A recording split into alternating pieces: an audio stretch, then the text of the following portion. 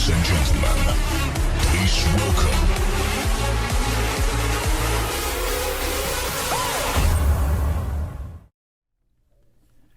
And here we are. You know what time it is. Tuesdays at 8, another edition of the MCW Cast. I'm Legacy MCW announcer, Larry Legend. Hi, everybody. My name is Phil Stamper. I'm the general manager of MCW. I'm Dan McDevitt. And I'm Tara. And Larry, first of all, it's good to have you back. And condolences again for your family. We missed you last week. Thank you so much. Just for anyone who isn't aware, I did experience a death in the family. And when things like that happen, you kind of forget even what day it is, what hour it is, what's going on, because you just want to be there for your loved ones. So I, was messaged by our director last week at, 12 minutes after 8. And he said, are you okay? And I'm like, no, I'm not okay. Like, my uncle just passed away yesterday. But how do you know? And I wasn't even, it didn't even register to me that, the cast, it's the cast, So I understand that. yeah, I know you do all too well. But I am back in stride again, and it feels great to be back, to get myself immersed in something else. And I know that my Uncle John wouldn't have it any other way. And we definitely missed you. It was a little odd. We made it through.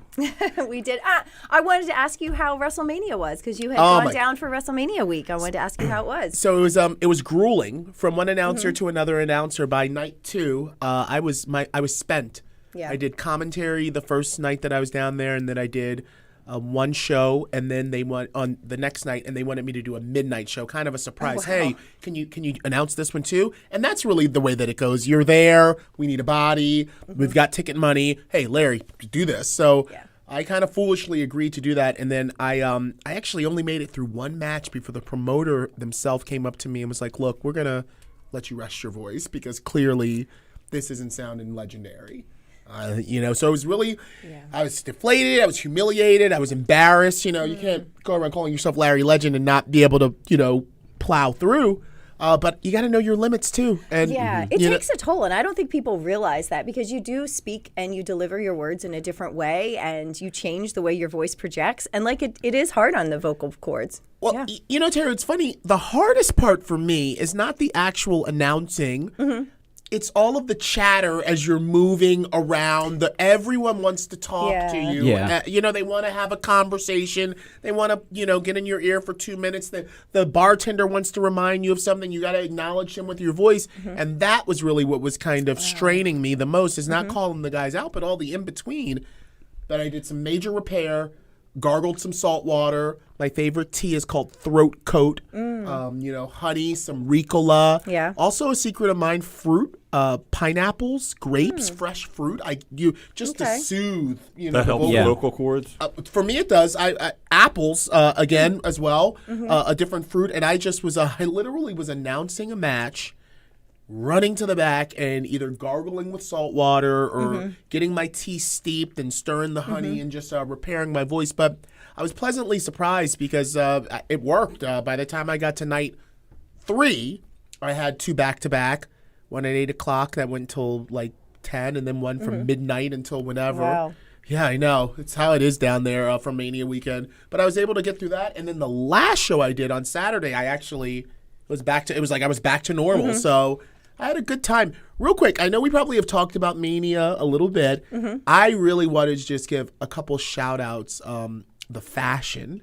And I'm not talking about WWE fashion. I'm talking about the kids down there who you could tell were going all out to stand out the way that they looked. That presentation, walking through the curtain. I wanted to try to gather a few photos together. I got a couple of them, but Leo Rush as the Power Ranger. He was kind of doing an homage to the White Ranger, Tommy. Yeah. Was just stunning. I saw photos of that and I was like, Is that wow. a little nod to his upcoming appearance in that film? I would imagine so, but it just popped. Like most of what Leo does, his gears always pop. The Moth, Man of the Hour gear.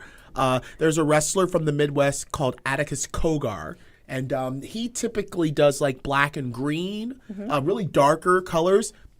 Bright red for a death match against a death match legend, just to kind of signal that there will be blood. I figured was the way the mechanics were working. Red with the white suspenders really popped. Joey Janella, who's from Asbury Park, New Jersey, did a Bam Bam Bigelow homage. So he did like a full body singlet, which Joey doesn't typically do. You know, he does like the trunks, but it was all because, you know, I'm Asbury Park's new son, the old Asbury Park son, legendary Bam Bam Bigelow. Nice. I also wanted to shout out Myron Reed. He did a really good. I feel really biased because I didn't get to see that much of the girls' fashion down there. I didn't really get to see too many female competitors like in my line of sight. So I'm sure that some girls really turned it down there, but I don't want to seem like I'm only for the guys. I'm just the ones that I saw. Myron Reed really stood out. I think I named them all. Oh, and a special shout out, kind of honorable mention to Nikolai White, the babushka boy from NYC. He also really was kind of dripping with his gear. And, you know, just a nod to all those. I know everyone was chomping at the bit to get some shows done. Well, those 5 individuals that I just mentioned, they stepped it all the way up so that if who knows this was their last show, well, you were going to remember them for the way that they look. So a nod to all of them. How was the turnouts for the shows? Was it the same or was it definitely down? So that's a really interesting thing. So I was with the IWTV contingent. Phil, you've gone over the fact that we have the Fight TV kind of collective and then the IWTV showcase. So the IWTV showcase, for the most part, was inside of a facility. So we really couldn't have that many fans like you. If you look at it, it's kind of like, whoa, no one came. But that's not what it was. It was that we were keeping the capacity at kind of a physically distant. And Yeah. So it really didn't look that impressive compared to the collective, which was outdoor shows. And that was looking like, from drone pictures, like 700 people. Like, I mean, like Good crowd, good turnout. Yeah, That's like good. a bad Shamrock Cup night, which is actually pretty good for for us. 700 I'd say is our lower end for Shamrock Cup. It was like that. I mean, well, they had Moxley. The match was. Right. I saw that video. Like he does at the end, right? So not only did he compete at Bloodsport, back me up on this, Phil, but he competed at Bloodsport against Josh Barnett in the main event. But then also at another GCW event on Fight TV, he challenged Nick Gage, the infamous Nick Gage, deathmatch wrestler, king of this, what. He challenged him at the end, and they kind of went to fisticuffs, which is a throwback to the CZW days, which is really where we first got to see Moxley, really on a major platform. So a lot of people were kind of really excited about that. But yeah, those collective shows, you can look at a lot of photos. It looks like a ton of people were packed in that outdoor pavilion to watch pro wrestling, and that makes me smile a little bit, but also nervous, Right. Well, are we still there's still not a lot of overseas traveling, right? Are we still not having a lot of? So I guess normally people come from all over the world for WrestleMania. Yeah. So was it mainly? I guess it wasn't a lot of overseas. Well, there were just traveling. limited capacity at different places too. So I know, Right, but like, I mean, even Yeah. WrestleMania, but they did 2 nights. Like, what did they let in each night? Do we know? I felt like it was something around 30. 35, Yeah. So total 70,000 Yeah, over the probably 2 about nights, but a lot of 70, them could have been the same people. Yep, yeah, could They have were- been the same people. Did they sell them? I didn't even follow. Well- if you had to buy both nights, or you could buy just night 1 or night 2. It was mixed because there were certainly people who were there both nights, but I remember there were some people who were like, no, I was only there just night. one of the 2.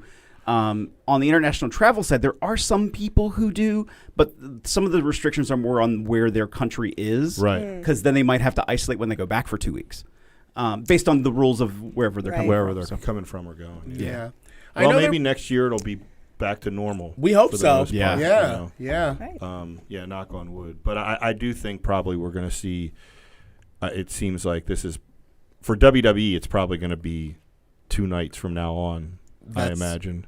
You think? Well, no, because then they made some announcement right before this Mania that they're going to now shy away from that they were just doing that, testing that now with the pandemic, with but so they'll go back to potentially. potentially. I Oh, guess good. we'll A see. 7.5-hour show. I know. That's Isn't that the awesome. worst? Yay! I can't. That's Like which is the better? Do you go 2 nights at 4 hours, or do you go one Right. night at? I think I it's might not go so down bad next sitting year. at home. It's Dallas? not bad if you're You want at to go your to house. Dallas? Yeah, me and Dennis and a couple of us went to Dallas the last time. Okay. For a couple days, and we just had a lot of fun. Yeah.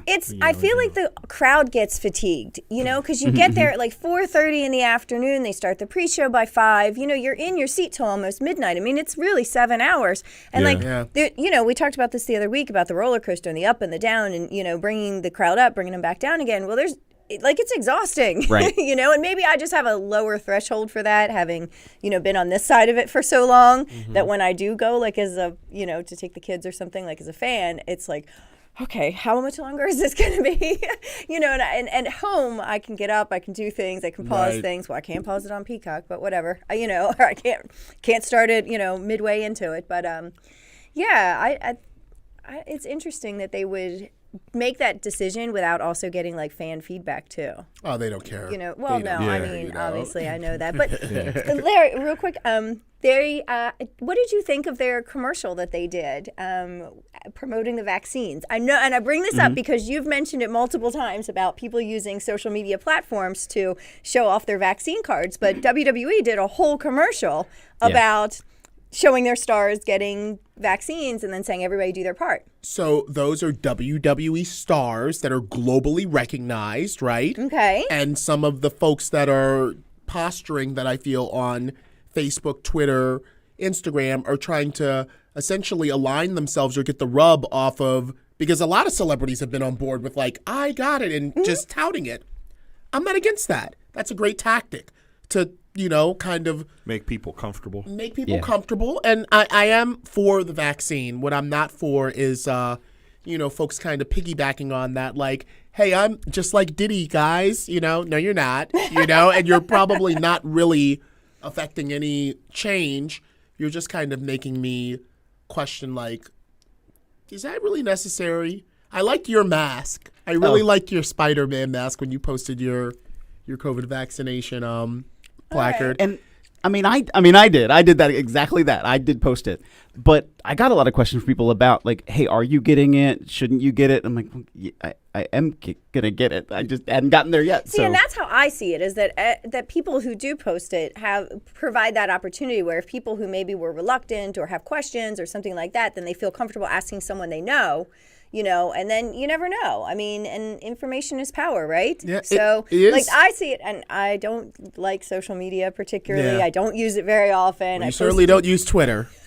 You're still an egg. You're like you're. I try. I just don't like Twitter. I know. It's not for everybody. It's not an interface. Like, I just feel like stuff is everywhere, and I don't like it. But. Oh yeah, you like really like kind of clean, not like. I feel like there's things bombarding me, but anyway, I just wanted to get your take on that real quick. Yeah, so. I'm kind of just as we get further and further into the entire nation being vaccinated, more and more people are being eligible. Mm-hmm. I think that really back when it was kind of like only above 60 were getting it and they were trickling it down to us, that I was kind of really annoyed, like, because I was seeing a lot of young people get it and throw up their thing, and I'm like, hey, well, I can't just yet. Right. So are you just kind of, I'm going to live, And also, my brother brought up a good point. You could just lie. When I brought up the passport, the vaccination passport that we might have to be required to carry, but like essentially, like, you could just be like, yeah, I got vaccinated. Yeah, I don't think that's going to happen though. Well, you can buy a vaccine card for $150 on the black market. But you're already seeing where places, like a lot of jobs, like I've been reading a lot of like companies they say, it's mandatory for our employees unless you have a religious belief. Oh, because you can't. That's what I've always said. Like, you're talking about religious liberty and constitutional rights. I know a doctor that's like already has attorney prepared to file a lawsuit against anybody. He's a holistic doctor, and already has a attorney on retainer. He's going to sue anybody that even attempts to make him or his kids get a vaccine for any reason. Well, if like, he's holistic, and I just think he's holistic, and he's like, absolutely, his kids don't have vaccines. They only eat organic food.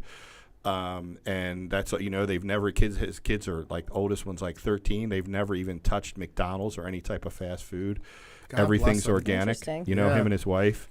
Interesting. And they don't believe in government intervention and vaccines and all that. And he's already got an attorney prepared. Like, he's going to be he's like, I'm going to be suing everybody the next couple of years, even if they even attempt to violate my rights, violate my religious liberty and, my constitutional rights. So I don't think I think you're going to get to that, but there's always going to be the unless. Sure. Right. It's mandatory to fly unless. Right. Well, You know, yeah, there will always unless, be exceptions. There's exceptions to every rule, right? Right. So, all right. We have a guest in studio. Absolutely. Yes, That we indeed haven't gotten do. to, but before we Yeah. do that, real quick, I just want to go over to our fans who are listening. Make sure you're listening on all and liking and subscribing to us on all the major podcast platforms: Apple, Google, SoundCloud, Spotify, Stitcher, Pocket Cast, Breaker, Radio Public, Castbox. And also give a quick shout out to our continued Coffee Club supporters and members. We appreciate the coffee each week, so thank you.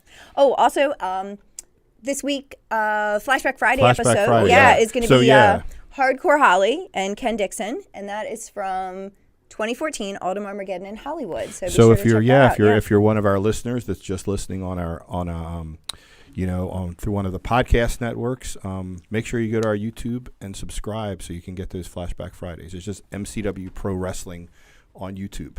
That's right. Larry, we're excited. You want to announce our guest? It's one of MCW's own, our favorite daughters. Absolutely, and that was a great segue because this daughter was actually featured on one of our most recent Flashback Fridays in a bout against the Tessa Blanchard. That's right. Our guest this week, former MCW Women's Champion, the lovely Renee Michelle. She'll be in right after the break. We hope you're enjoying this week's episode of the MCW Cast. At MCW Pro Wrestling, much like many small businesses throughout the country, the pandemic has presented many challenges. For a company like ours that hosts events with live audiences, the impact has been even more severe, and all of our forms of revenue have been cut off. In order to continue to engage with our fans on a regular basis, we made the decision to begin to produce the MCW Cast and are providing it for absolutely no cost on Facebook Live, Twitch, YouTube, and SoundCloud. If you'd like to support us during these challenging times, you can do so in several ways. The most popular way is to buy us a coffee to help fuel the cast. Just go to buymeacoffee.com/MCWcast, and for just $3, you can buy the cast a coffee. Or you can choose to become a member of the cast for just $5 a month and receive several special perks. That's buymeacoffee.com/MCWcast. You can also contribute directly on Cash App, MCW Wrestling, or on Venmo, MCW-Wrestling. You can also show your support for the MCW Cast while sporting some great gear by going to teespring.com/stores/MCWcast to pick up a full line of official MCW Cast merchandise, from coffee mugs and face coverings to t-shirts and sweatshirts. Also, don't forget to comment in the threads on Facebook, YouTube, and Twitch to get your questions answered on a future episode. And you can also send us a tweet using the hashtag AskMCWCast. Thank you for your support, and now, back to the show.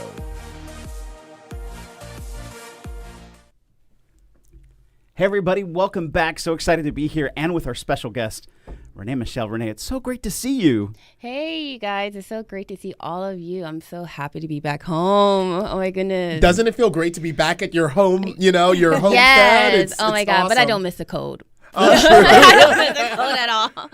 Well, that's why our coffee club is one of our things that we're so thankful for, because even in this studio, it looks wonderful. It can get chilly willy, so we like to stay warm. You're already in a scarf. And scarf and Scully and the That's because hoodie. it's that April Maryland weather. 1 minute it's 85 degrees, and the next minute you need a scarf. So Yeah, I'm warm-blooded. I'm not meant for this cold. Yeah. Well, Renee, I know for those of us that are watching and don't know, you've always had such a unique look from the moment that I first saw you here in MCW. But sometimes people are a little kind of nervous to, bring up nationality or what really makes up what you are. So for those of us who don't know, can you kind of enlighten those to what makes up Renee Michelle? As far as what I'm mixed with, so I'm mixed with Cuban, Native American, Italian, Black, Irish, Spanish, Cherokee, French, and German. My maiden name is of German descent, but obviously my mother, she will probably wanted her, my parents didn't marry, like back then it was like very, very difficult. Back in the day, it was very like tabooed for interracial couples and, having like biracial, multiracial children. So times were very different, compared to now. Like now you see like people popping up at Woolworth, all different types of ethnic backgrounds. So I was brought up in a way to embrace each and every one of them. Wow. So you're essentially the melting pot that we would like to say America, right.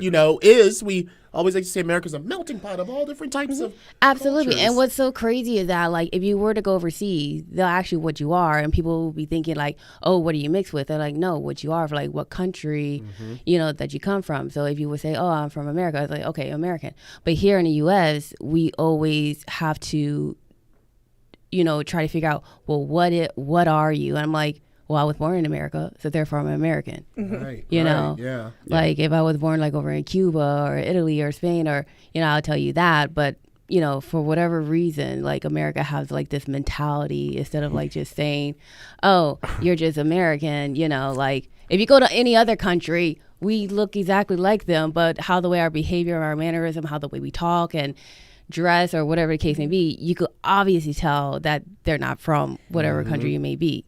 Yeah, the New York Times did a little video segment a couple years back called Hyphen Nation, and it was talking about how that unique thing in this country when we say, well, what are you? It's because we want to attach some sort of a label to American. So it could be African American, Cuban American, and it's something that is unique to here. I teach diversity, equity, and inclusion classes at college, and I show this to my class and say, here we are.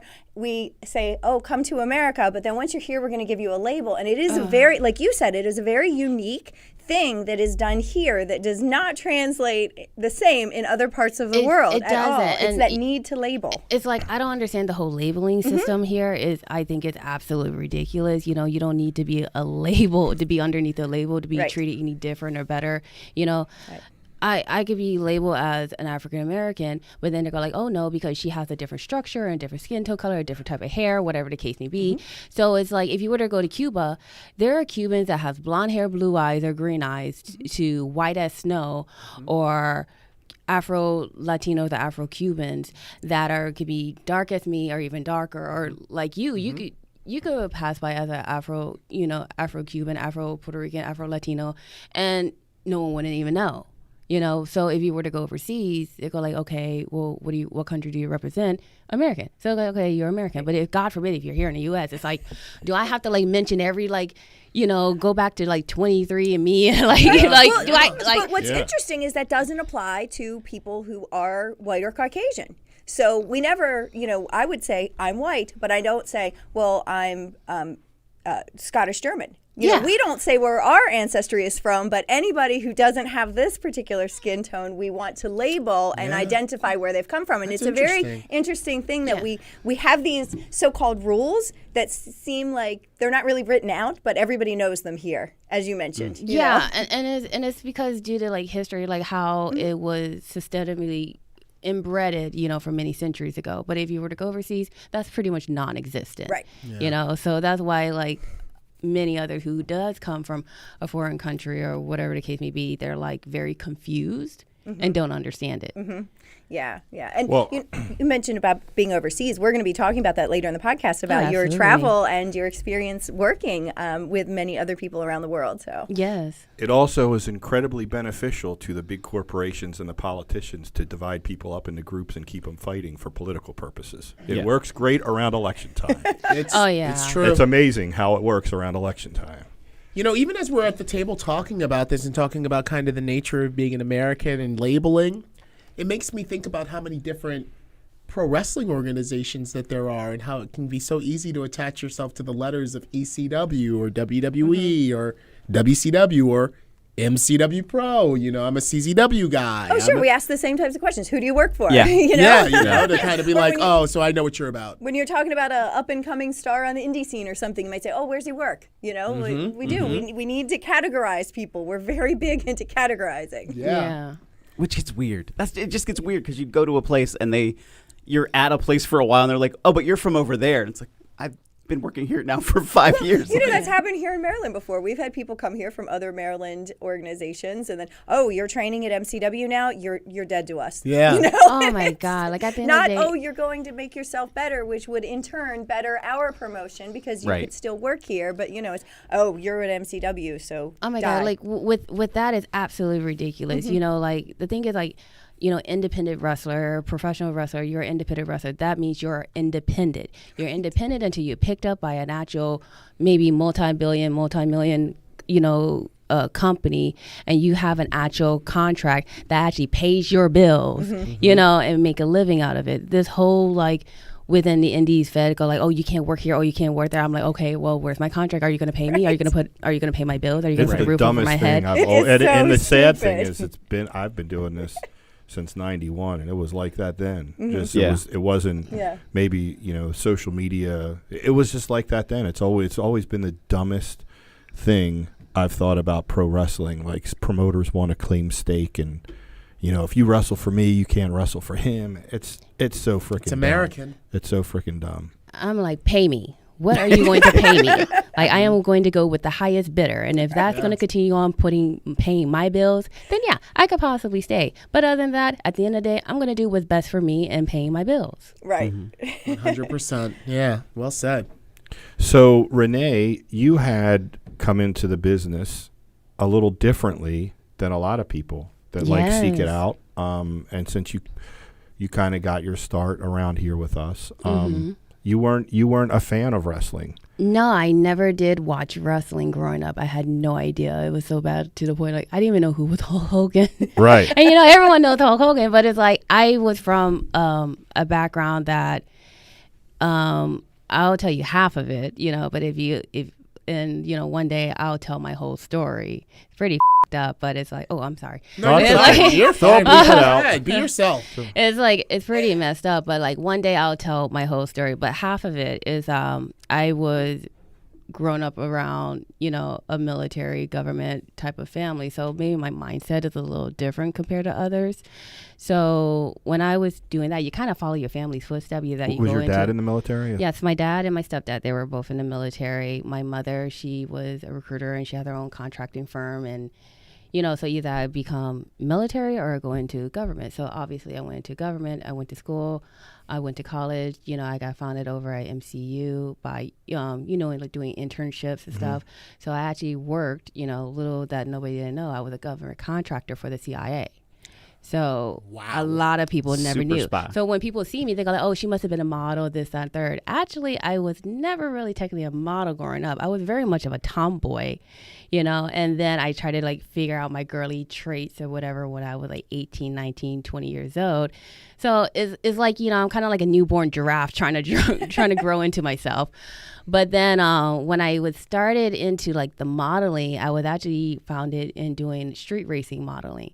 So like Hot and Poor Nice and all that jazz, I was in that. But I actually have a background in martial arts, which I absolutely love. So I did Taekwondo, Muay Thai, Kung Fu, which is Choi Li Fut, Capoeira, and weapons, which my favorite are spear, staff, and sais. So I really actually wanted to get into acting to do stunts. So that was what I was more so focused at as I was going to work, as I was going to school. But it just so happened that my ex-boyfriend, our mutual friends, they dragged me to an Impact Wrestling show here in Maryland. And I forgot what part of Maryland. It was at the stadium. It was at a stadium. Yeah, like a right? baseball field. Yeah, because like Dwayne Gill and all were doing like a signing it down there or at the something. Regency Yeah, and place? we were helping him. Oh, yeah, at the okay, at the that's stadium. right. We Yeah, went to that. so- Yeah. That was I was sitting there, you know, in the stands. I didn't understand what I was watching. I was like, you know what, I'm going to get myself some nachos and jalapenos. I'm hungry. Yeah. You know, it's like that. I'm a foodie. You know, so I'm in line. Next thing I know, I see like this old bald man chasing after me in Gilbert. papers. Yes. And it's like, I'm so confused. He's like, you have a unique look. You look really fit, this, that, there. Have you ever thought about wrestling? I'm like, no. You want me to get in the ring with a bunch of guys in their underwear all sweaty and oily? No. Have you lost your mind? You know, so he keep like egging me on, like pushing me, like asking me, and then asked what was my name.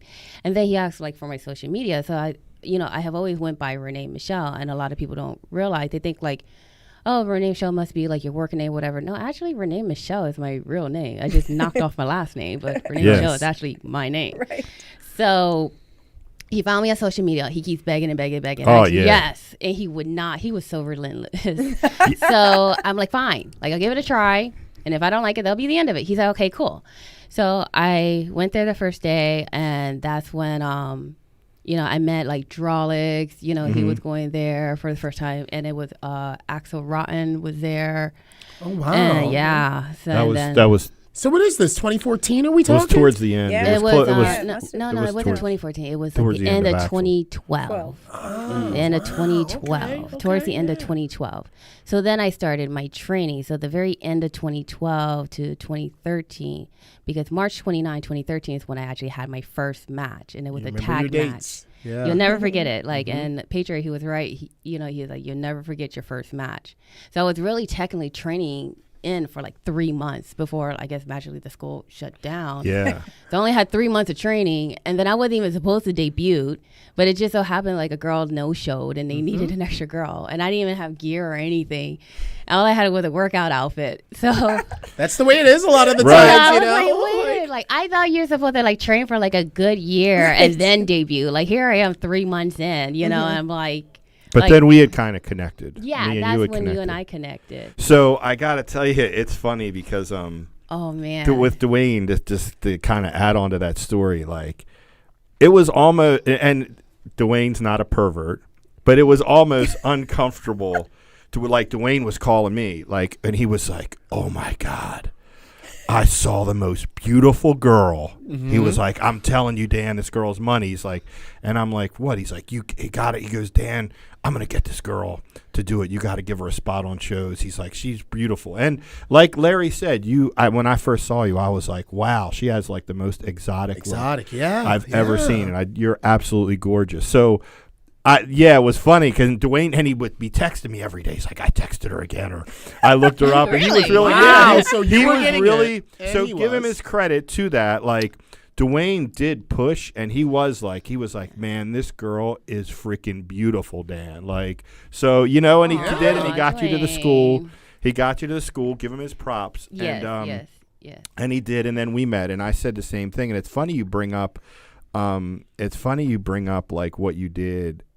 Because me and you talked a lot, and I as the promoter, and there's always this jealousy in wrestling, and cattiness, and you are drop dead gorgeous, so that helps a lot in wrestling with you getting on shows, especially as a girl. Same as Tara when Tara started, and Kim, Candy, like pretty girls. You can kind of get on shows because you can do less with them, Yeah, we talked Yeah. about and that last week a little so there'd be this cat, and everybody, because you were so quiet, everybody's like, "She's such an airhead. She shouldn't be on the shows, this and that." But I know, because we'd have conversations, and I could tell once you started traveling, you can I can make an adjustment. I could just tell what you did at work was really freaking important. And I would tell people, like, "You don't get this girl. Like, she's not some airhead. Like, she's a lot of people never yeah, knew. like you never said to me, 'Hey, I do stuff with the CIA or contracted,' but I just knew what you did from our conversations was business really analyst. important." Yeah, but I'd always be like, people be like, "Oh, Renee's an airhead," And this translating. that. And I'm like, no, she's not. Like, she's a really freaking smart human being. So interesting to hear that, because I never asked you. I was like, I'm not gonna ask her, but I could just tell, especially like when you went to Japan and all that stuff, and you're Yeah, like, so- I just make an adjustment at work, right. and I'm Yeah, like, she so- does something that's pretty freaking important. Yeah, so luckily, like with Japan, like I had a tryout up in New York. I think it's New York, New Jersey. No, it was actually New York. When Chigusa Nagio had a tryout in New York, and a lot of students came and everything. So it was a bunch of boys and girls. Chigusa, she never had a foreign student, to be able to allow it over to her company. Back in the day, it was called Gaia, or Gaia Girls.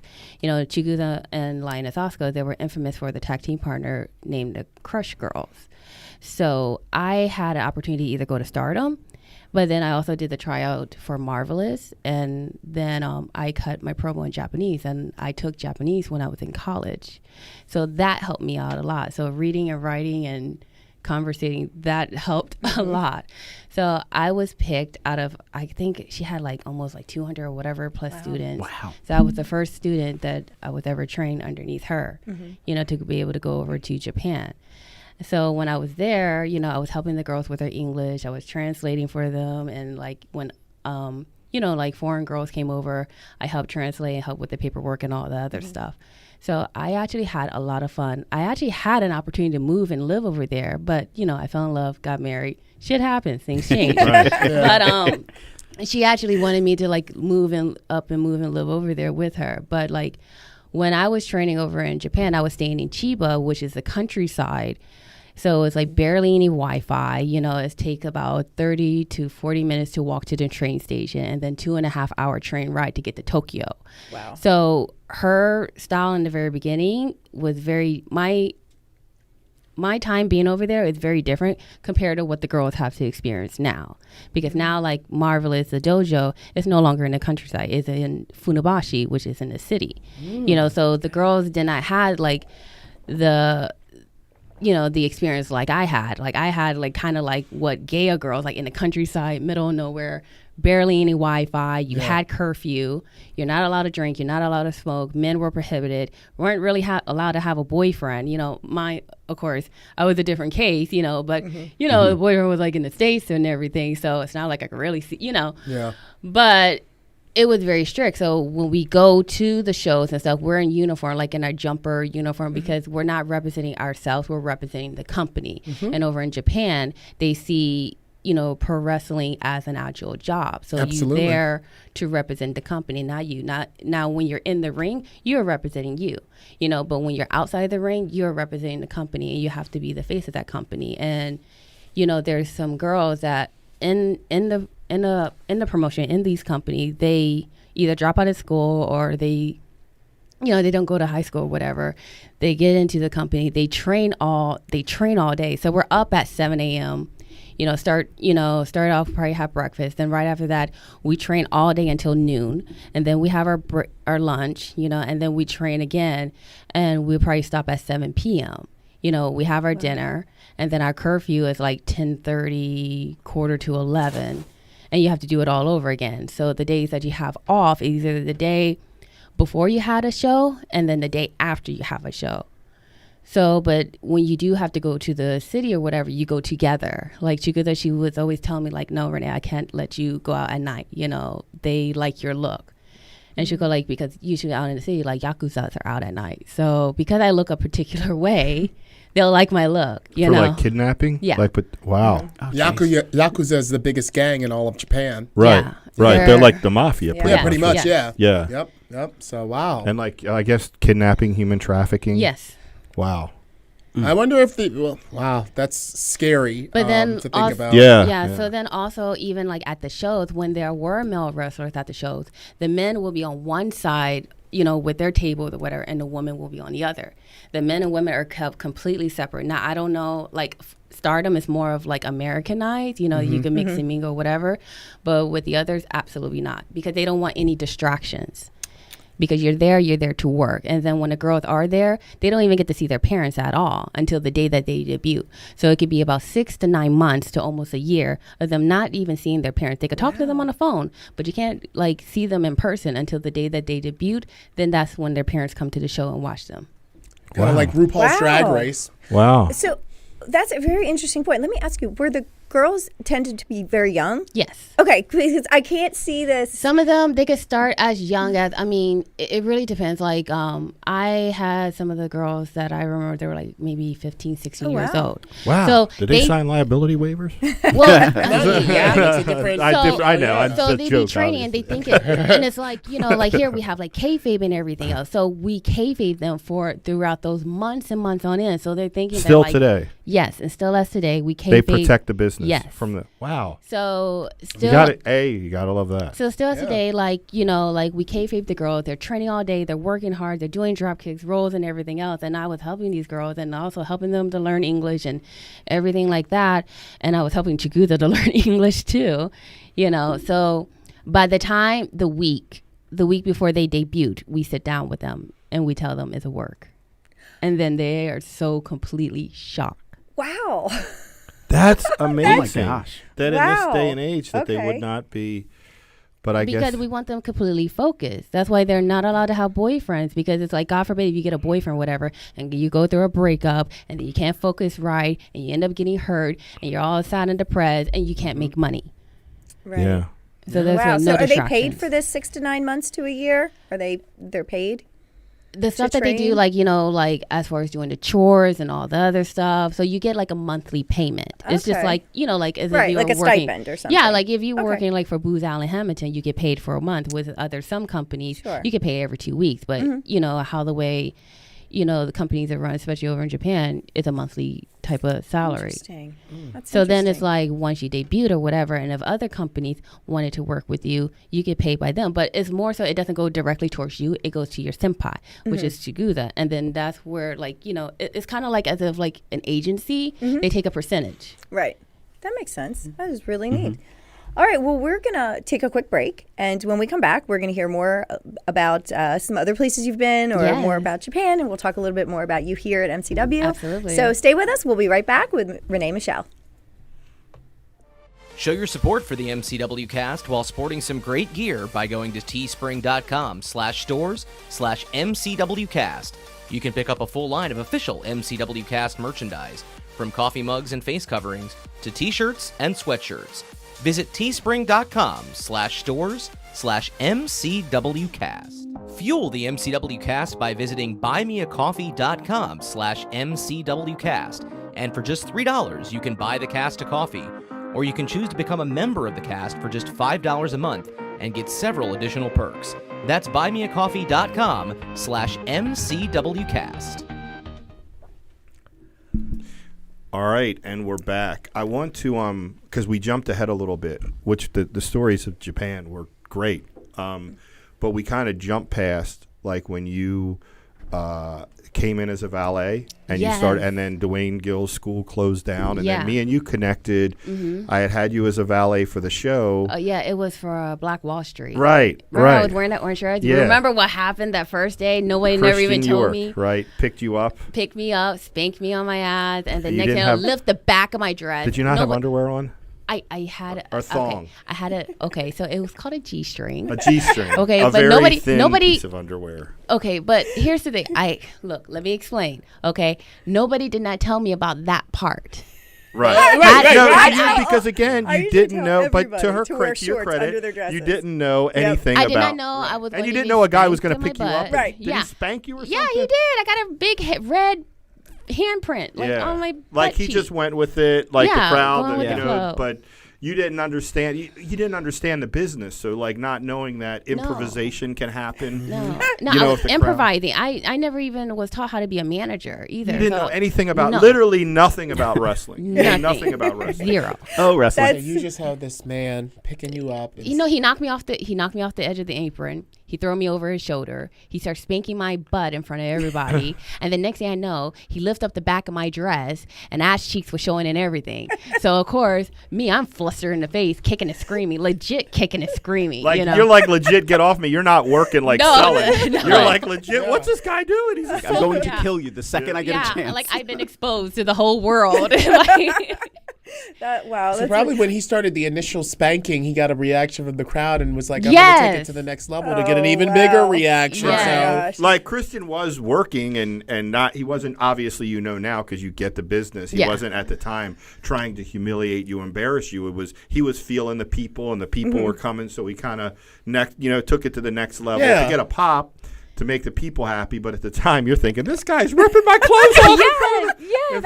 I was like, what? Like, oh my God. I can relate so much to that because the very first time I ever did anything like in the ring was I was with The Godfather. Yeah. And I also didn't know that side of the business. And so I had spent weeks picking out like the perfect outfit. And when you say G-string, like mine was like dental floss, right? Because Yes. I didn't want it to show. Well, so I'm going over what they wanted us to do in the match and they're like, you don't have underwear? And I was like, well, kind of. They had to send someone out to go buy me underwear that would go under a dress that wouldn't expose me because they wanted me to do something with the referee, like dance him down into whatever. Yeah. And I didn't know, and I never thought about that. Like, as a girl, you're thinking, oh, I don't want to show panty lines, that kind of thing. You never think about, oh, I could expose my cheeks to the whole world. And so after that, I wore shorts every time under a dress from there on out. Had I known, I would have completely wore like a different bottom, for sure. But because I did not know, and no one did not give me the office or the Iggy or a heads up or what's going on, ass cheeks were showing and everything. Like, so a lot of people are figuring out, like, is she wearing underwear? I'm like, no, I actually have a tush, Right. It just so happens to be eaten up. Like, but other than that. It's so fun. I tell every girl that comes through the door, through the training center, wear shorts under your dress. And it's because of having experiences like that where you're just super green and you don't know those things are going to happen. And you know what was so crazy? Like, after that, I guess, like, Christian got, like, chewed out, by the commissioner and everything. The commissioner I remember that night. I would because beat they red. thought you were, like, naked, Yeah, I would beat red, flustered in the face. Well, because for the one whole side of that building, like at the green room, was like, you know what I mean? It was like just eyeballs. You just saw like eyeballs, and we're a very kid friendly Absolutely. show. You know what I mean? That's the one thing we pride. We've always kind of kept very. It's a lot of families and a lot of kids. We have a lot of kids, so it's like. It's like the dad's going eyeballs, and then like mom's covering their kids' eyes. You know what I mean? You see all these like ear muffs or eye muffs. I'm trying to see mom. Oh, we put those bra and panties match days behind us. Yeah, they were behind us for several years at that point. They were. They were behind us for several years. And then some of the guys would go like, well, welcome to the business. And I'm like, what? And the actual, That's exactly what I was thinking. Welcome to the business. And what was interesting then, so like you just not knowing because around that time, then we opened back up the MCW Training Center, and I talked to you, and then I was honestly, I was, whether you knew it or not, like your biggest fan because I could just tell talking to you, and you're like, yeah, I want to try that, or I want to try to wrestle, and a lot of other people chattering behind was like, oh, she isn't going to do that, and I knew from being involved in the wrestling, it was envy of your look and how fast like you were getting opportunities because of your look. Yeah. But I just talked to you a lot, and I was like, I really could feel that like, man, this girl really wants to try it. So and then I'd say, yeah, she's going to try wrestling, and people are like, I'm so used to that. Like, get in line. Right, but you know what? I got to tell you, I wanted you to just succeed so bad, and I've been so happy for you the last couple years because you made a lot of people eat shit. Oh yeah, and I'm so proud of you. Like, I'm so proud of you as a like trainer and mentor that you did because I was your biggest fan back from almost the first day because I just felt sincerity in you that you really were going to try when everybody else was like rolling their eyes at you, and I was like, and I'd always like RJ and Dean and Pat when you'd be training, I'd be like, how's Renee doing?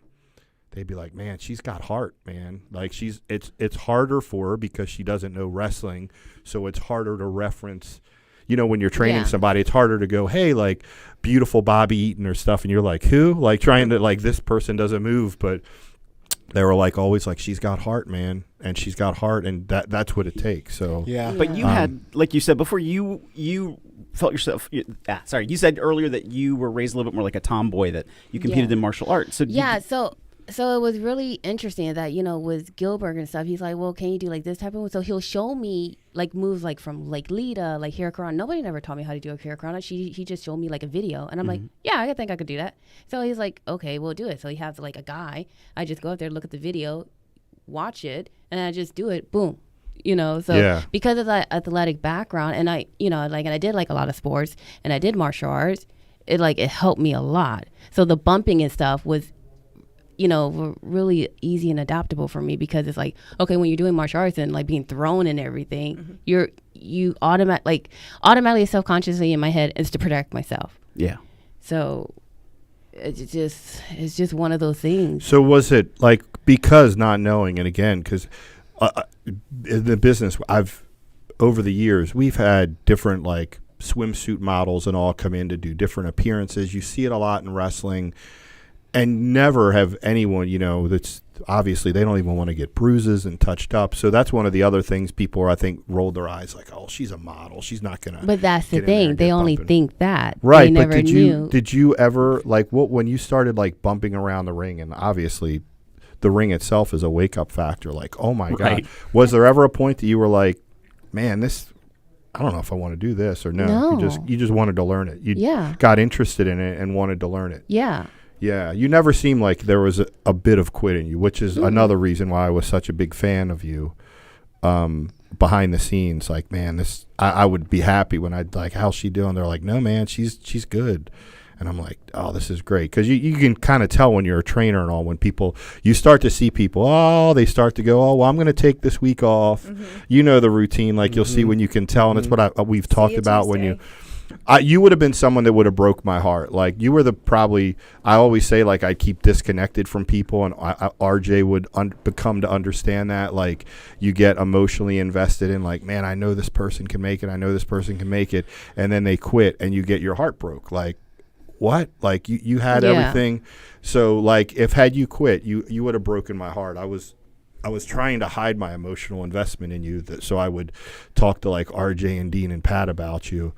But as they continue to say, like, no, she's good, man. She's like, she keeps coming. She's, she's dealing with it. So no, like, definitely, like, when I started coming into, like, with Gilbert's and everything else, it's like, yeah, like, I had my butt handed to me, like, left and right. There are times, like, I guess you call it, like, tough love, or back in the day they would call it, like, I wouldn't call it like in a way of, like, hazing.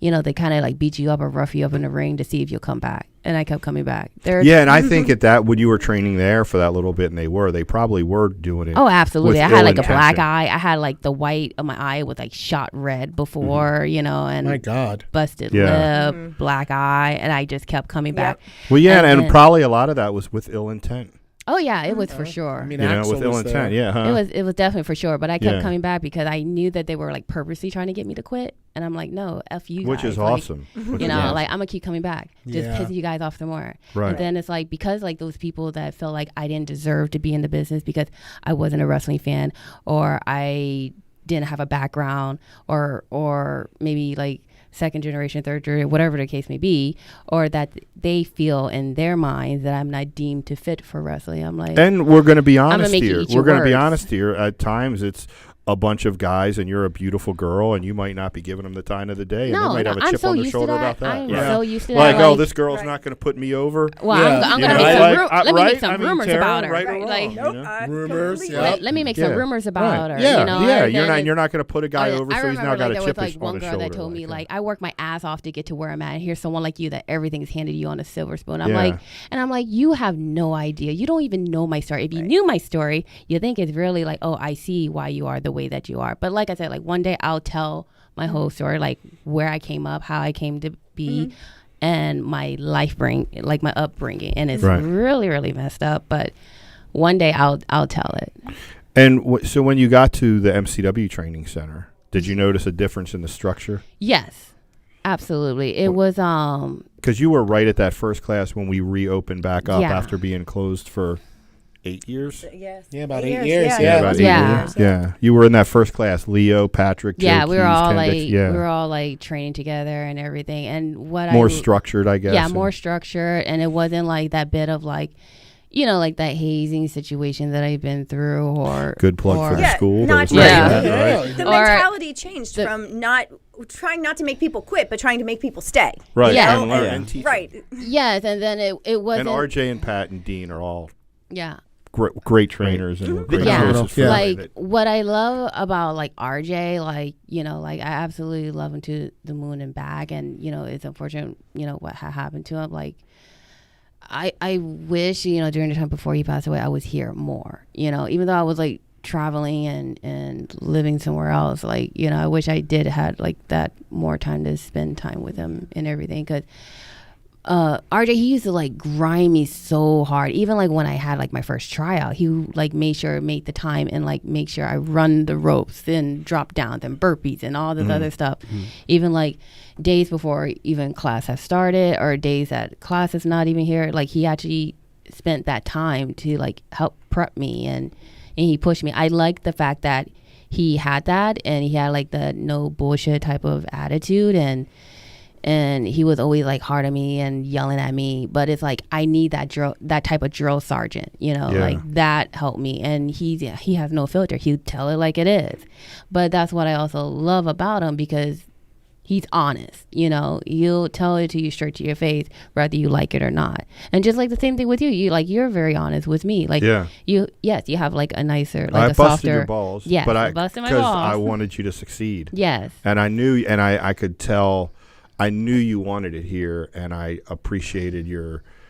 I like I said, I really appreciated how you knew nothing about wrestling, but you began to love it, and you were sincere, and you weren't trying to utilize your looks and like, well, I'm just a freaking ridiculously hot chick, so I'm going to use that to get into places. I genuinely wanted to learn. And you wanted to work, and you wanted to put the work in. Yeah. And you wanted to earn it, and I respected that. So because of that, I wanted to help you. And also for all those who actually think that I didn't belong here, or for all of those who think that I wouldn't make it, how you like me now? Like, how you like me now? Yeah. Well, speaking of that, where are some of the other places that you've worked in the time that you've spent after getting trained here at MCW? And we talked about Japan. What are some other highlights of your... Gosh, like I went to India, and then it's like with my husband. That's right. How long did you go to India for? Oh God, like 2 weeks. I got sick out there. Oh really? That's right. I remember that. Yeah. I was on my deathbed. So I had like a tour out in India. So Kali, he owned a promotion which is called CWE out in India, and it was great. Like, the people there, they're very, very nice, kind of in your personal space, but it was like, when they had the show out there, it was like I think 73 to 75,000 people out there. Really? They Yeah, drew that many? It was like a WrestleMania moment. Wow. It was swarms India, of there's like. a billion people. Oh my Yeah. gosh, Yeah, it's it's like way the bigger than the second- United States, right? Yeah. Like Yes. 3 times. They get television ratings of like 10 million viewers, and that's like, why do we keep you on television? And they must love wrestling. We have more views on our Kali YouTube is page in treated India like than God the out US. Yeah, there. I've Yeah. read that before. I read that. Do you remember when Bret Hart, one of the things that he kind of like was the impetus for his becoming the evil Bret Hart in the Hart Foundation was like, I go to places like India, they love me. They worship the ground that I Yes. walk on. And Yeah. Yes. Oh yeah, that's right. The promo. Yeah. yeah, it was all about that Indian market, and I feel like WWE has aggressively been trying to expand. NXT India is out there. Like it's there. Kali do is they like have that? treated Yeah. like God out there. It was like a whole like party, like like a Mardi Gras type of thing, Yeah. and people are just swarming all over the place. Jinder Like- as well. Jinder Mahal. Yeah, he was there. He was there on that tour. Jinder was there. A lot of like the old school like guys and everything was there. Kali, he's a great guy, super sweetheart, but I couldn't understand half the stuff that was coming out of his mouth. Like I was trying so hard, but Kali, he's great. Like I know that he tried to like book me out there on 2 and 3 different occasions because he did have like a second tour and a third tour. Obviously I was booked. I couldn't make it. And then I went to Canada. Canada was really great. I actually loved it out there. Super relaxing. The people there are really, really nice. Yeah. And then, of course, different parts of like, the U.S. And then I went to the U.K., when I was out there with my husband. And, there was Progress and all the other stuff. So I ended up, networking with a bunch of the guys out there. I love it. I love the U.K. If I had an opportunity to live out in England, I would. I was just going to ask you, out of all the places you've traveled to, if there was a place you could take up residence, where would it be? I'm stuck between Japan and the UK. Okay. Because I love the food over in Japan, but it's like, as far as the food in the UK, I love their chips, or they call it, we call it French fries, but they had like vinegar and salt. I thought McDonald's UK was ribbing me because they don't have buffalo. They don't have buffalo sauce. They don't? No.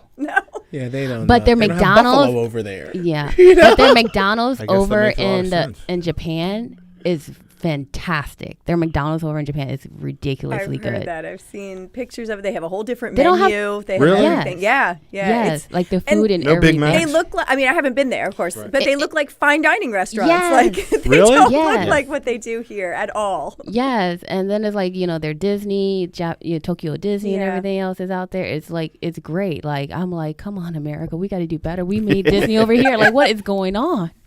Yeah. That is amazing. Who In the knows? last kind of year, you've kind of been on fire, right? Yeah. I've seen you on Impact TV? Wrestling. Yeah. Doing AEW Dark. Yes, I've been So you're doing- not under contract with No. one specific company. No, which is what allowed you to do that. Because I've seen I people. think like a lot of people assumed, They did, right. A lot I of people did, assume, yeah, right. like when I was Till I doing, asked you. yes. Yeah, But, let's get it cleared out. Like a lot of people, like, even in WWE when I was doing the whole 24/7 segment with my husband, they, a lot of guys in the locker room and stuff, they thought I was under contract, and I'm like, no. So people thought I was even under contract with Impact, and I'm like, no. Even with AEW, I'm like, no. Like, why can't I just stick my hand in many pies and get everything as I possibly can? Right. Because not too many people are allowed to do that, Renee. That's that it's is when they see you on TV, they're like, just assume. Like I thought Look, for sure. Like, I'm taking TV time as much as I can so I could get that money. So, like, if I could get that money in many different companies as I possibly can, I'm going for it. Yeah, and it's good because, too, I think that created a buzz. Because I'd see people Absolutely. talking, oh, wow, Renee I'm seeing Michelle her was here. on WWE, and now she's on Impact, and, like, what's up with, you know what I mean? So Yeah. it kind of gets people buzzing because you start popping up different places. So And I buzz think- is good. Yeah, buzz is good. Yeah, and so often we see people who are snatched up quickly by one of the big companies and then put kind of locked down under contract, but maybe not utilized, and then I think I that would drive me bonkers. exactly right. Right. You're in But- a better position. But then also on top of that, it's like, okay, if you're gonna have me locked down in a contract or whatever, what are you paying me? Right. And you had an injury, though, too. Oh, yes, Didn't you? When yes. was that? I think I want to say like maybe two or 3 years ago, I blew my left knee. So I had what they call it, the unhappy triad. So I blew my ACL, MCL, and middle meniscus. And I also had an injury over in Japan where I got hit over the board. Oh, you see this scar right here? Mm-hmm. So I got hit over the board in the face in Japan. So that popped me back completely open too. Good So gracious. I didn't do stitches because I don't like needles. So I did like the tape, the little tape stitch. The surgical, yeah. Mhm. I The surgical tape. didn't even see it until you just pointed it out, but now Yeah. I see it. Yeah. So I mean, hey, stuff happens. But and so the knee, you had surgery. Were you out for like a year, kind of wrestling? like almost between 6 to 9 months because I was in intensive like therapy and stuff. So I was trying to like come back as fast as I can, but even stronger than before.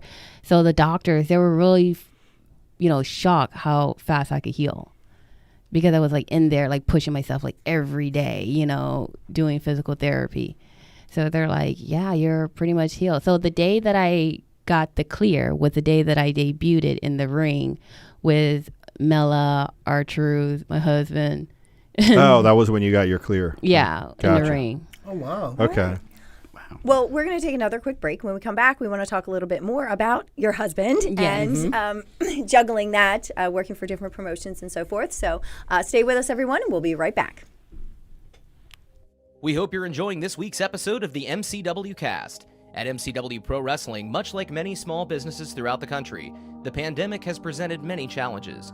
For a company like ours that hosts events with live audiences, the impact has been even more severe, and all of our forms of revenue have been cut off. In order to continue to engage with our fans on a regular basis, we made the decision to begin to produce the MCW Cast and are providing it for absolutely no cost on Facebook Live, Twitch, YouTube, and SoundCloud. If you'd like to support us during these challenging times, you can do so in several ways. The most popular way is to buy us a coffee to help fuel the cast. Just go to buymeacoffee.com/MCWcast, and for just $3, you can buy the cast a coffee, or you can choose to become a member of the cast for just $5 a month and receive several special perks. That's buymeacoffee.com/MCWcast. You can also contribute directly on Cash App, MCW Wrestling, or on Venmo, MCW-Wrestling. You can also show your support for the MCW Cast while sporting some great gear by going to teespring.com/stores/MCWcast to pick up a full line of official MCW Cast merchandise, from coffee mugs and face coverings to t-shirts and sweatshirts. Also, don't forget to comment in the threads on Facebook, YouTube, and Twitch to get your questions answered on a future episode. And you can also send us a tweet using the hashtag AskMCWCast. Thank you for your support, and now, back to the show. Hey everybody, welcome back to the MCW Cast. It's so glad to see you here. I'm so happy to see you here, but I want to know a little bit more about what we all saw very publicly. your marriage happening on Oh, man. television. But before we get to what actually happened and how WWE put it all together, how did the two of you even meet? We met on a blind date. It was actually by Matt Hardy and Rebby Hardy. Okay. So basically, how it all started, because remember many years ago, I had like a Native American gimmick going on and everything. Right. So James, what everyone knows as Drake, he slid into my DMs, and the first thing that he said to me was, "Hello, Pocahontas lady." So I thought it was the most corniest, cheesiest thing ever. I'm like, who is this clown? You know? I was like, did that win you, or was it? It was an icebreaker. I was like, what? You know? But we started like Instagram each other back and forth, started having conversation. Bear in mind, I had no idea who and what he is, you know? And it's like you said, like, it's wrestling. I'm so like wrapped in my own world trying to like understand and try to learn it. Like, I had no idea who he was. Right. So as we were talking and it went from IG messages to text messages to FaceTime. And I'm like, you know what? Let me figure out more about this guy. So he worked at Impact. And the only people that I knew that worked at Impact was Matt and Rebby. Well, you know, remember I used to wrestle Rebby back in the day, you know, before she stopped. Yeah. Yeah, and, you know, I knew Matt from here at MCW and Jeff and them. So I hit them up. I'm like, hey, do you know of a guy named Rockstar Spud? And, you know, what is he about? So Rebby got super excited. She was like, wait a minute. I thought he was gay. You know? And I was like, oh, no. No, because he always tells the girls that he doesn't like girls. Well, if you read the fine line, okay, it's like, so you're you're a small grown little man, you know, but you know what I'm trying to say. Gotcha. But it's like, why would you like girls if you like women? So that's where he got a lot of the girls at. Oh yeah, a little wordplay. Yes. Right. He doesn't like the girls. He doesn't like girls. He likes women. Mm-hmm. So Rebby, you know, so then I was with Casey, and it was her birthday weekend, and she's from Tennessee. So she dragged me out of Tennessee to have like an all-girl thing. I thought that James was still like over in England because, you know, like I thought he was in England, you know, British, England, whatever. I don't know how that works. But, you know, like Instagram, they have the videos where you're at and everything. He's like, where are you? And I'm like, oh, I'm in Nashville. I'm in Tennessee. He's like, I live in Tennessee. I froze. So immediately I'm texting Rebby. She gets all excited and she messaged him. She's like, yo, bro, I have a girlfriend that's like really into you, but what's your status or anything? Like, you know, like just trying to figure out where your mindset, where you are. Because bear in mind, she thought that he goes the other way. Yeah. So she was like, the same thing he always said, you know, I don't like girls. He's like, you mean you don't like girls like you're sick and tired of them? Or you mean you don't like girls like you go the other way? He's like, no, Rebby, like I don't like girls. I prefer women, you know? So she's like, oh, you know? Yeah. I'm like, so just an FYI, Renee's in Nashville, Tennessee, and I know that you live in Nashville, Tennessee. Well, why don't you guys meet up and hook up or whatever, you know, like get to know each other, yada, yada, yada. So he was like all down for it. So then, of course, Rebby was like, you got to go meet him. And I'm like, what? You know, like, what? What do you mean? She's like, girl, no, drop everything right now. Go meet him. I'm like, no, I'm not doing that. It's her birthday. Like, it's Casey's birthday. I'm not doing that. You know, like, she's like, you need to meet him. You need to meet him right now. You two are met for each other. Like, what? Like, wow. like, So she not only set up the blind date, Rebby kind of really pushed to get it to happen. She's like, you guys are be perfect for each other. Did she say why? She probably just liked him. She liked him, and you know, Rebby Hardy's a tough cookie, but if she Yeah. likes you, she likes you. Yeah, and she likes she me. likes you, She likes him, and you know, we both are small little people. You know, so a lot of people think that I'm taller than my husband. I wear platform heels. I have a shorter torso and longer legs, so it gives the illusion that I'm taller than my husband. My husband's 5'4". I'm 5'3". Yeah, it's an inch difference, but we're little people, okay? And you know, we make a cute little people. But she finally convinced me to meet him. I met him at his place. You know, obviously, you know. It was a connection. So one thing led to another, and when was that? So how long you guys been together now? We kept it under wraps for like 6 months from everyone because like how the business is like. Oh when yeah, We've talked about that many times here. And it's like people want to try to sabotage stuff absolutely, and rumors and this, that, and the third. I heard he did this or she did that, or Yeah. she slept with it, or she slept with that, and all. Right. She's only getting a job because he has one. Yeah. Yeah, and it's like bite me, people. Okay, so it was so funny when we actually did like come out in public. Then that's when all of that happened. But we were already well established and know each other from inside. Right, and you were comfortable and confident with each other's with your relationship. Yeah, and it's like we don't right. care about each other's past. Like I don't care about his past. He doesn't care about my past. Once you get older, the older you get, no matter whether you're in wrestling or not, everyone has a past. Exactly. Yeah. Like I am no Virgin Mary here. Like I am an adult. Okay. At the end of the day, it's like it's my choice who I want to be with. And just like with him, he is an adult. Who cares? Right. So Wrestling's just very petty with it and trying to.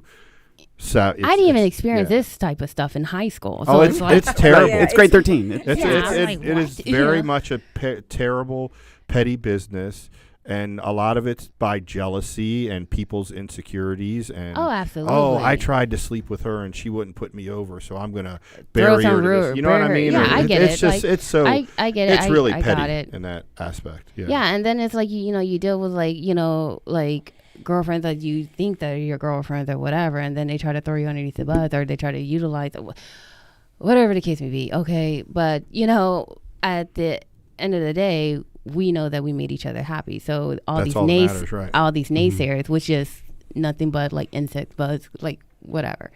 So we were dating for 6 months, and then because of like something happened like with Impact and the visa and everything, we were separated for 6 months. So technically we were already like dating for like a year in. So when you say something happened with the visa, did he get stuck like in England? Yeah.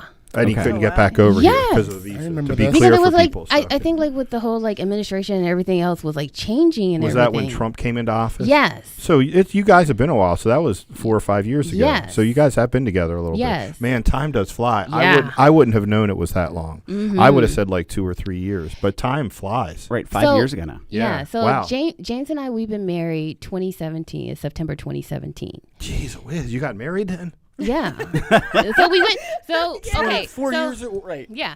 So If you would have asked me, I would have said a year and a half. Yeah. Oh no, So- it was so- way longer than that. So basically, I at first I didn't want to have a wedding. Like I didn't feel like having to do the wedding, blah blah blah blah. So we done like the clerk of the court, and all the other jobs just to get it out the way, because we were just more so like focusing like wanting to buy like a house and everything else, put an investment more into that. And of course, my mother, me being the only girl, she was like, you have to have one. Like she wants to see like the whole walking down the aisle and everything else. Yeah. So because he has, and his family too. So of course, because he has family over in England and everything, and I have family all over the place, I had planned this wedding for a whole year, and it was such a pain. And I never want to have a wedding ever again. Hopefully this will be my first and only last marriage, but I would never do this again, and it was so stressful. Like, I'm very much a perfectionist, and I'm very particular how I like things. And even like when I was going to hire a wedding coordinator, it like, no, like I like it this way and this way only, So exactly from all the color schemes and all the decorations and the flower picking and the cakes and everything else, and that was all me. Like, and each and everything in the wedding had its own meaning. Like I had the wedding dress custom made over in the UK. So it represents like something from the UK. The veil and everything, I drew it up and I got the material, then I had it custom made here. As far as the tiara, the crown that I have, like just in case if I was to ever have a daughter, it will be passed down to her on her big day, just in case if she doesn't want to wear like a wedding dress. So it's like, and then of course like the medallion that I had around my neck and everything, the bracelet that represent from my religion, from Santa Rita or Lukumi, to like transferring like into like his, like, having like a bit of like a Catholic type. It was very diverse. So it's like a British American wedding all in one. Mm-hmm. So you had the kayfabe wedding. You just got married in the clerk of the court, then you came back and had Yeah, I had Right. that. Yeah, because we did the wedding solely for like, our families and friends and everything else, because, my grandmother wanted me to see me down the aisle. My mother wanted me to see them down the aisle. My dad, my biological dad and my stepdad walked me down the aisle.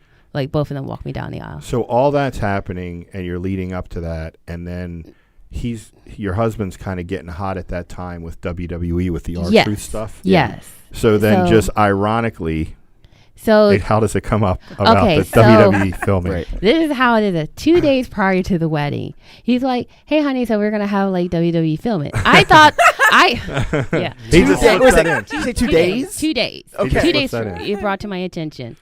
So basically, what happened was that, I thought they were going to film it like, how Sarah Logan and her husband, like, something nice and Like sweet film or it, whatever. right. But then Like for footage later. Yeah, or for something. like Yeah, something like sure. that, something simple, Very sweet or honorable, whatever. and they're going to film it. You guys are doing Yeah. I did not know the details of it until 2 hours prior to me walking down the aisle. Oh no. Really? And you spent Yeah. a year planning. A it. year Yes. planning. Okay.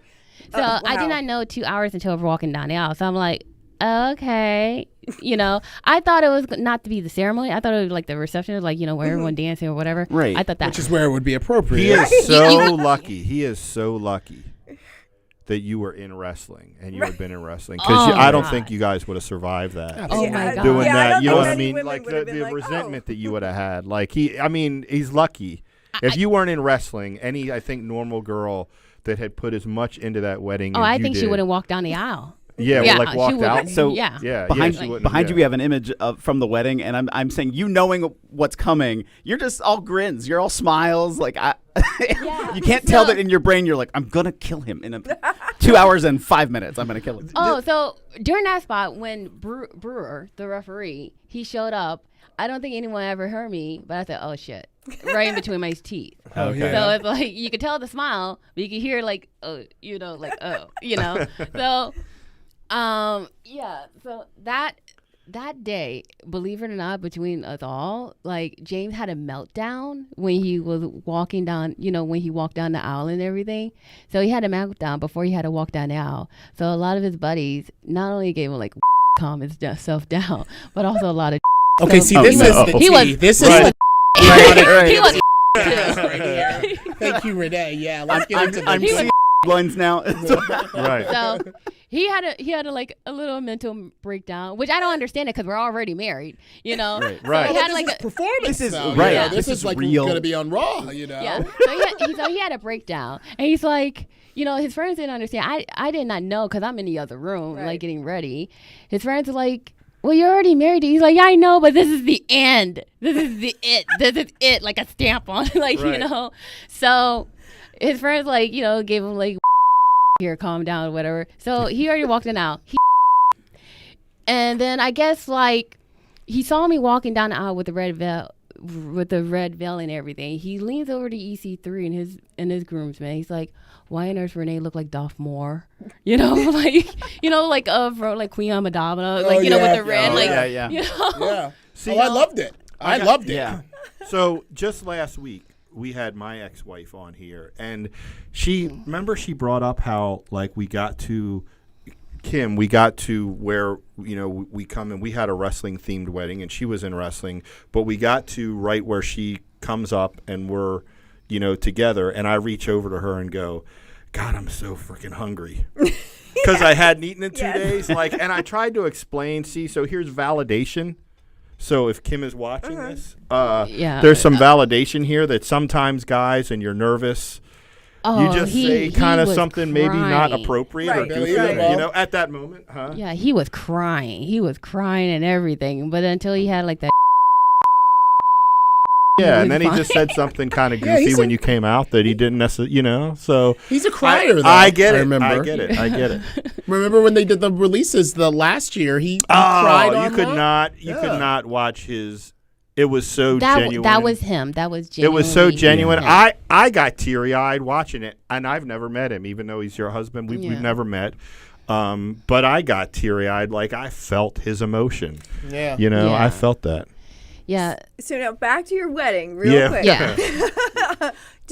Did your family know? No. Okay. Oh. Because you said you only found out 2 hours beforehand. Oh, so was that your family that did? Yeah. They were, God. they were part of it. They were in on it. Well, they weren't in on it, but they became. They were yes and no. Okay, so this is how we did it. This is how we did it because I'm like, look, like when 2 hours prior to me walking down, I'm like, look, okay, I have my 85-year-old grandmother. You know, like James is. You know, he's getting looks from grandma. And I'm like, he's like, I think your grandma's going to kill me. Look at her. She's mad at me. She's literally eating my soul alive. I'm like, James, that's just her face. You know, he's like. And she didn't even know yet what was about to happen. Okay. No. Bear in mind, like I said, like they don't even watch wrestling. So they don't understand what's happening. Yeah. So what we did the. Yeah. So what we did like the ceremony first, the actual real ceremony first. And then I'm like, look, you guys got to wheel grandma down. She's going to think that I'm like the devil or whatever. You know, she's like a really like religious, like Baptist, Christian, whatever. Y'all got to get grandma safe downstairs. Right. Like, I'm not trying to give her a heart attack, you know, like she's in a wheelchair. Come on, guys. Like, so some of the family members, like, you know, went downstairs to cocktail hour or whatever. Some stayed because they were like, well, what else could possibly happen? And I'm like, look, I just need you guys to stay like a little bit right here. Just go with the flow. Just don't fight anybody, you know? Yeah, so because like, your parents might actually get up and try to like, what get the hell are you someone, doing? you know? Yeah. Like all of a sudden, look, right. I know my mom and daddy will, okay? Yeah. And I'm not, you know, not my stepdad. He's like, okay, you know, probably wanted a glass of beer, but you know, my mom and my stepdad, I don't know. My uncles, I don't know, you know. So it's like, so then we rewind and did the thing with the 24/7 here again, and then unbeknownst to me, they decided to roll up onto my dress. Now, bear in mind, my dress is like 9 feet long. I remember like it was a gorgeous dress. 9 feet long, and the veil was much longer. So you would have figured they wouldn't roll on top of my shit, right? But it's like, well, my bridesmaids failed to tell me that they ripped my veil, and there's a black footprint on the back of my dress. Oh no! So between my husband, R-Truth, and Brewer, somebody's cleaning it up, and it's still waiting there. All I'm getting is an IOU from Truth. Wow. From R-Truth. Wow! Oh my goodness! That's funny. So afterwards, did any of your family members say, "Leave him now"? No. Like, well, that's good. that because this That's is a what we plus. talked about. I think like my aunt was like confused, you know, right, my mom's sister, because they don't get like, wrestling, right? you know, they were like, quite oh my God, you know, Yeah. my mother, she, You know, my like, mother, is this for she, real? yeah, Is this a show? Is this You know, really happening? you know, my mother, she's laughing because she thinks it's hilarious, you know. That's And- the best reaction. You know, and my dad, of course, like he's looking for his shades because he's like trying not to be seen. You know? Right. Yeah. Right.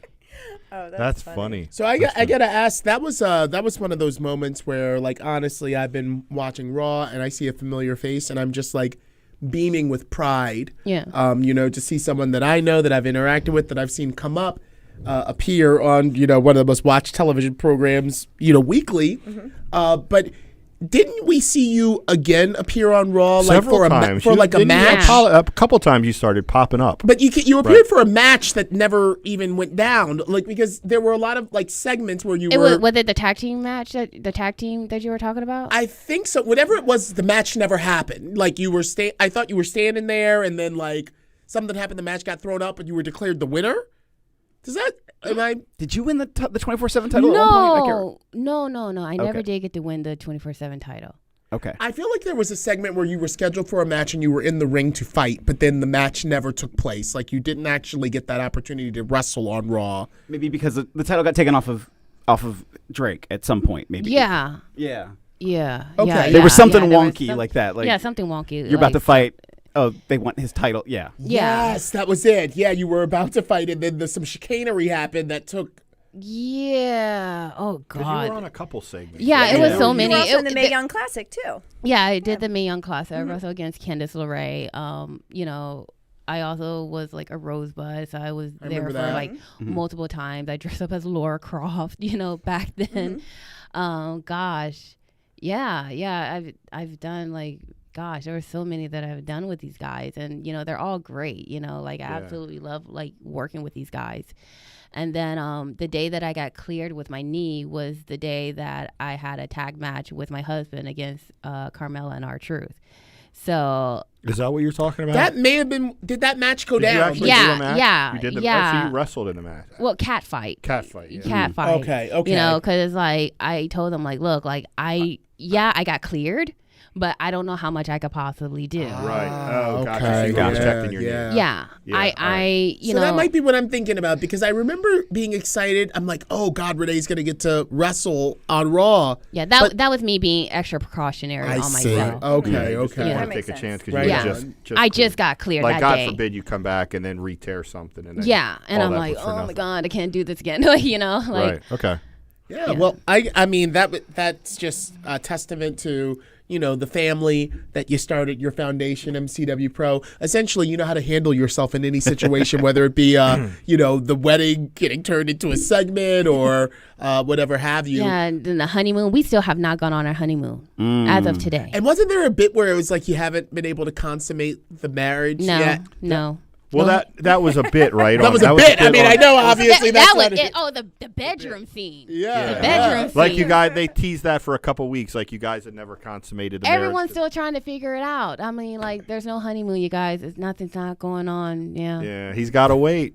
Yeah. He's got to bring the goods. Yes. He's got to bring the goods for you. Yes. Well- Absolutely. Well, listen, Renee, this has been an enthralling conversation real quick, but one of our favorite parts of every MCW cast, and it's going to be a lot different this time, is when we do what is our featured part of our cast, the Indie Roundup, Independent Wrestling Roundup, with General Manager Phil Stamper. Yeah, and Renee, you're going to hang with us because after we're done that, we got a couple questions from the Coffee Club members. Oh, awesome. So this week, instead of throwing it to Phil remotely, we get the man of the hour in the studio. Well, not the man of the hour. Pardon that, Leo. yeah. Yeah. And I'm we a little might taller. have to cut the video while Phil fills Larry in person. That's right. I'm so excited for this. It's been a while. Be careful. There are people out there who are trying to apparently ship us. Put up the apparently. red X, the old Right? WWE red X, as Larry gets filled in right here in studio. So Phil, time's wasted. Let's go ahead and jump right on into it. Let's start with what's going to happen on Thursday the 29th. WWA4 out of Georgia, out of Illinois, Anna Fight Underground, out of Rhode Island, Extreme Wrestling Alliance, out of Tennessee, 127 Pro Wrestling. And on Friday, April 30th, out of Africa Pro Wrestling, Africa, out of Alabama, Pro South Wrestling, out of Connecticut, Revolution Championship Wrestling, out of Japan, First Ring, out of North Carolina, the Ugly Ducklings have a benefit event for Lance Lude. That's going to be a tremendous thing. So if anybody can help contribute for some of his medical costs, that would be so What wonderful. happened with Lance?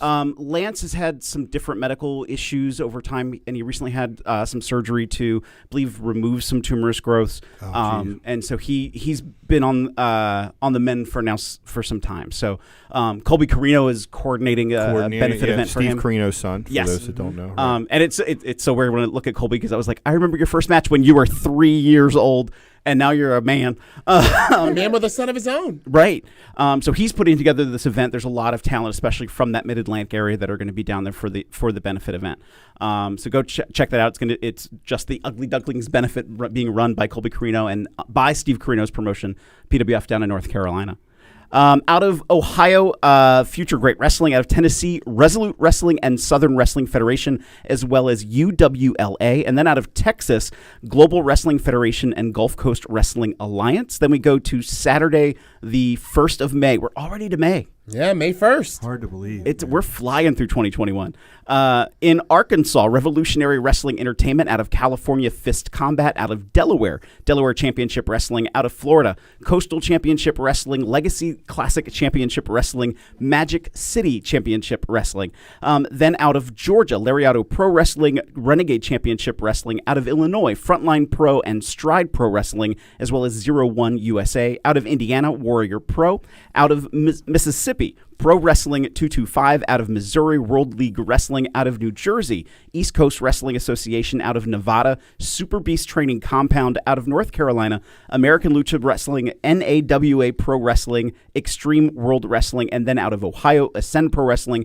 Out of Oklahoma, Oklahoma Exclusive. Out of Pennsylvania, Classic Championship Wrestling, Ignite Wrestling, Northern Tier Wrestling, and UCW. Out of Tennessee, 901 Wrestling, Action Sports Wrestling, Dark Arts Entertainment, Doomsday Pro Wrestling, Tennessee All Pro Wrestling, Tennessee Wrestling Alliance, and Total Psychopathic Wrestling. Out of Texas, Metroplex Wrestling and Mission Pro Wrestling, as well as OIWA and Texas Wrestling Entertainment. And out of Washington State, Support All Pro Wrestling, and out of Wisconsin, POWW. Then on Sunday, May 2nd, out of Connecticut, Test of Strength, out of Nevada, Versus Pro Studios, out of Tennessee, School of Morton, airing at 5:05 p.m. I love that time. Every time I say it, I have to stop. Right? Yeah, 5:05. Just like WWA4, the first company that Phil mentioned. I forgot to mention them because I didn't actually know that they were streaming live on their Instagram. Every Thursday. Is that Samu? That's AR Fox down in Georgia. So out of his school, What's Samu's promotion? WXW C4. So you're close, and they're coming. So close. Yeah, they're coming back sometime very soon as well. I just added them to the calendar today. But for School of Morton, they air at 5:05 every Sunday, straight out of their school. School of Morton ran by WWE Hall of Famer Ricky Morton, and they stream right to their Facebook. 5:05, I love it, just that it's 5:05. Yeah, well, we remember 7:05 on TBS when we were growing up so that 05 is legendary. And then also on the second, out of Virginia, Next Level Wrestling Mid-Atlantic. That's been the Indie Wrestling Roundup in studio. Right, so Virginia's open back up. I have to be cautious sometimes because I put out some of these dates and I'm like, I don't know how many sometimes work with their commissions or not. So I'm finding dates and putting them on as I see them. I don't know necessarily what's gotten what clearance. Are you starting to get indie dates? Are you getting a lot? Absolutely. Yeah. So it is starting to open up a lot more and more. Yeah. Oh, absolutely. Yeah. I've been going back and forth a lot lately to Texas.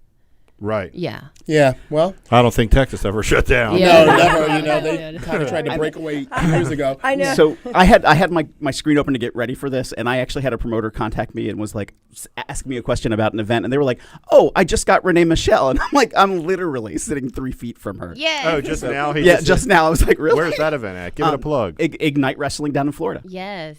Oh, yeah. Ignite Wrestling. When's that? May 15th. I believe that's a women's tag tournament. Yes. Yeah. I'll be tagging with Sahara 7. Oh, right on. Gotcha. Another Maryland night. Real quick, I've got one that was not mentioned on the roundup, and it's a very important one that I want to mention, not only because I will be co-hosting it Sunday, May 2nd from the Kevin Hogan Memorial Hall in Williamstown, New Jersey, also known as the H2O Wrestling Academy. I will be co-hosting an event called Chad Spectacular's Soiree Mental Health Awareness Event. It is a fundraising event to bring about attention to mental health awareness and just being, as understanding and accepting of bipolar disorder individuals and taking the care to make sure that we take care of them as a part of our community just as much as we would someone with autism, Asperger, and any number of conditions that, are challenges that people experience. So Chad has me co-hosting this event with him. He's kind of my protege, Larry Legend, Chad Spectacular. And the fundraising is that we are going to have opposite teams face off against one another in an intergender main event bonanza. I will be representing the Trevor Project as my organization that my team will be fighting for. And Chad Spectacular's team is called Second Floor, which is a New Jersey kind of hotline organization for the youth in school, LGBTQ, 13 years old, maybe doesn't really have parents to talk to about the way that they're feeling. So that's going to be his organization. Again, it's an intergender bonanza. I can't reveal all because it's kind of like, we want... Things are still in the works. Sure. We want some surprises. Yeah, exactly. But do you find that seems like what you hear, like the tough age with kids, LGBTQ, like 11, 12, 13, because are they afraid to address their parents about it a lot of times? It's not just that. I feel that is kind of like the height of puberty. That's probably 13 is probably around the time where I'm noticing that my feet are getting bigger, like there's hair sprouting all over my body. Things are changing. I feel different. Yeah, and in particular, and I don't mean to really take it to that level, but that's where you're really starting to notice your erections and I'm watching Martin. That escalated quickly. That's I was trying to keep it straight face. Martin, so okay, Martin. There's so much peer pressure and stuff too. So think about it. Think about you when you were a preteen boy or whatever, and your friends are like, "Hey, I got this, magazine from my dad's closet," right? So imagine being LGBTQ and you're not feeling the same thing, so you kind of chuckle, "Oh, hey, yeah, look at those tits." Or you want to look at the guy. But you're really, that's when that internal conflict, but I'm supposed to feel like I like those things, but maybe I don't. So that can be you're getting that push-pull, the external factors versus the internal factors, and it can be really, really challenging. And depending, I guess, how your parents are, like they can be make it even harder for a child to go to a parent. Oh, absolutely, I think I feel this way. So this is a great event that I am so pleased to be a part of. And again, like I said, Chad is kind of my protege. If you ever get a chance to look at him on social media, he does the bedazzled blazers, the bow tie, a top hat, and just always starts, his roll off with a huge smile, welcoming to everyone. So check that out on May 2nd, Chad Spectacular Soiree, Mental Health Awareness event. Cool. Very good. All right. Yeah. So, Renee, we have a couple of questions from some of our fans, bring me the too. questions. So I'm going to pull them up here. So what do you see plays a bigger factor in achieving superstardom? Is it in-ring ability or communication and mic skills? And the second part of that question is, which do you believe you excel at most, and which do you feel is an area you want to keep working on? I say you need to have both. Okay. It's good to work on both. As far as like me talking or everything, I would say that's not really my strong point. My husband said that's my strong point when I'm cutting a promo on him. That's a different kind of he said, if you could channel all of that, what you could say to me and cut a promo on me like you always do, you're there. Sky's the limit. So it's like I have to have like flashbacks. The times that my husband like ticks me off, but like if you're like buying something or you're like investing money into something, okay, like you do have to have like the outfits and the ring gear. You do also have to put time and effort into the work in the ring. Like anybody could do a move, but it's like you have to understand the psychology. You have to put in the work. You have to like know the ins and the outs, what's going on around. I'm trying to keep up with Impact, AEW, NXT, AEW Dark. Now is that like, okay, you have it like almost every day out of the week. Thank God. It's kind of like a little bit of a blessing to me in disguise, instead of like me having to flip channels left and right or like rewind and then catch back, catch up to it. But you also got to know the product, because you never know who you're going to be quizzed by to actually what's going on either. Right. So all of it is definitely a major. You could be like the greatest wrestler in the world, but you also, if you have like a crappy gear, that's like wah, but you can also be the best talker too. It's practice makes perfect, is all I have to say. You have to keep going out there. You have to keep trying. You have to, like, the indies is great to make mistakes, because once you're on TV, then hopefully you know by then what to do, what not to do, the camera angles, because there's several different camera angles and also a floating camera angle. And it's like you can't look directly at it, but you can look somewhat directly at it. And then when you're talking and doing promos, you can't like really like have like your body just standing there staring at the camera. You kind of have to like tilt to the side and like it's just a lot. And all of that is due of time, but then the indies is like the great place to like learn those mistakes and and develop those skills. Develop the skills, develop your personification, develop like who you are, and then to break like little bad habits, because you start noticing you may be breaking those bad habits, but you still notice some others do have those bad habits. But at the end of the day, you still have to focus on yourself and perfect the best individual that you can. Okay. You brought up something too that I think is an amazing piece of advice for talent.